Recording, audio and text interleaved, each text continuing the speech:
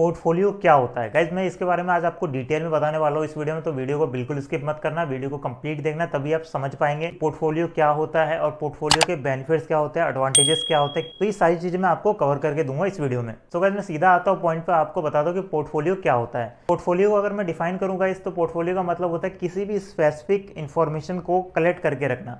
अब इसका एग्जांपल मैं आपको आगे समझाऊंगा।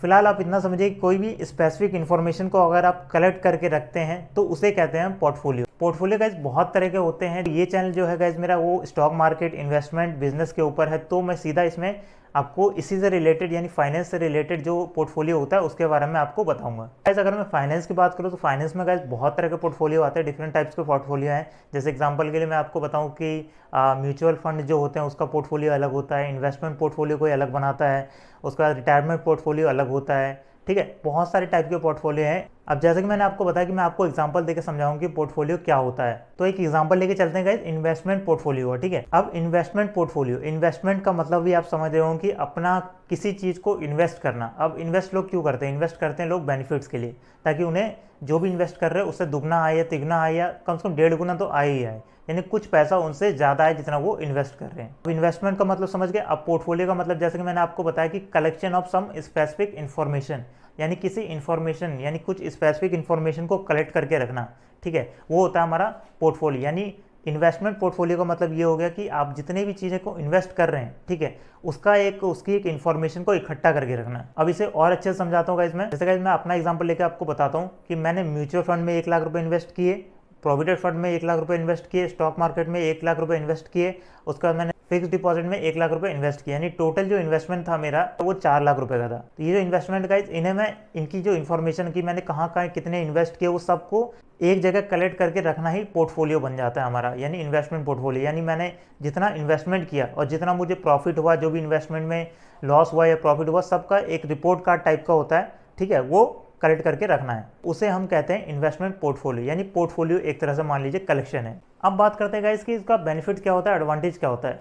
गाइस अगर आप अपना पोर्टफोलियो बना के रखते हैं तो पहले तो काफ़ी प्रोफेशनल चीज़ें लगती है वो चीज़, अगर आप अपना पोर्टफोलियो बना के रखते हैं तो।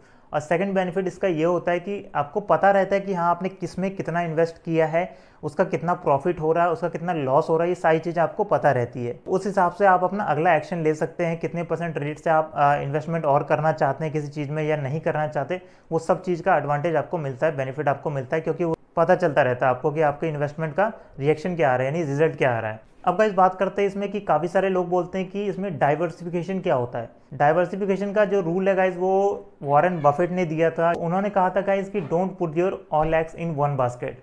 आपको थोड़ा हिंट मिल गया होगा गाइस। अब इसे और अच्छे से समझाता हूँ। उनका कहने का मतलब है गाइस कि आप अपने सारे अंडे एक ही बास्केट में ना रखें। अगर एक बास्केट में रखते हैं और उस बास्केट को ही कुछ हो जाता है तो आपका पूरा का पूरा लॉस हो जाएगा, यानी सारे अंडे खराब हो जाएंगे, टूट जाएंगे। अब इसे मैं रियल लाइफ के साथ जोड़ता हूँ गाइस। देखिए, आप अंडे की जगह रख लीजिए अपना पैसा और बास्केट की जगह रख लीजिए कोई कंपनी जिसमें आप इन्वेस्ट कर रहे हैं। ठीक है, आपने सारा पैसा अपना उस कंपनी में इन्वेस्ट कर दिया। अब मान लीजिए वो कंपनी ही लॉस में चली गई, तो इससे आपका बहुत ज़्यादा नुकसान हो जाएगा, सारा का सारा पैसा लॉस में चला जाएगा। तो यही एक चीज़ है जो वो मना करते हैं करने के लिए कि आप अपना सारा इन्वेस्टमेंट एक ही चीज़ में ना लगाएं। अब इसे गाइस एक एग्जांपल लेकर समझाता हूँ मैं। जैसे कि आप स्टॉक मार्केट, गोल्ड और रियल एस्टेट में इन्वेस्ट कर रहे हैं अपना पैसा। ठीक है, तो आपने 1 लाख रुपए का बजट लगाया अपना कि 1 लाख रुपए आपको इन्वेस्ट करने हैं इन तीनों में मिलाकर। आपने क्या किया गाइस कि आपने स्टॉक मार्केट में 70% पैसा लगा दिया 1 लाख रुपए का। ठीक है, उसके बाद जो बचा हमारे पास 15% आपने गोल्ड में लगा दिया, 15% आपने रियल एस्टेट में लगा दिया। ठीक है, तो अब हुआ क्या कि आपको जो 70% आपने हिस्सा लगाया था 1 लाख रुपए का, 70% जो आपने लगा दिया था स्टॉक मार्केट में, स्टॉक मार्केट डूब गया, यानी स्टॉक मार्केट का जो रेट होता है वो नीचे चला गया। तो इससे क्या होगा, आपके 70% का नुकसान हो गया।